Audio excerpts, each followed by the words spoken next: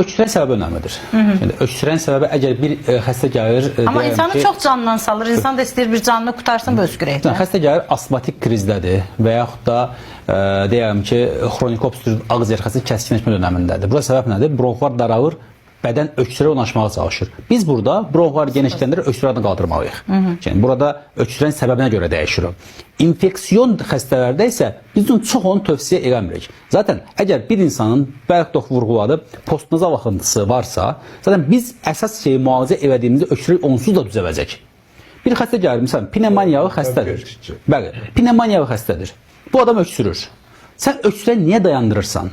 Sən niyə öksürür adam ona baxmaq lazımdır. Demək ki, adam pnevmoniya ağciyərində problem var. Bədən isə doktoru bayaq vurğuladığı kimi reaksiyon müdafiə etmək üçün bədəni təmizləməyə çalışır. Sən isə pnevmoniya ocaq durur yerində, sən öksürəni odaqlanmışsan ki, öksürəni dayandıracam. Nə olur? O proses orada davam edir. Bayaq vurğuladığım kimi yerdəki suyu biz təmizləyirik, amma əsas yerdən suyu təmizləmirik. Ona görə də bir məna olaraq bir insanda bir şikayət varsa, bir simptom varsa, buna bir səbəb vardır. Biz simptomu aradan qaldırmırıq. Biz simptomları müalicə eləmirik. Biz səbəbi müalicə edirik. Həkimlərin birinci işi bu səbəbi aradan qaldırılmalıdır.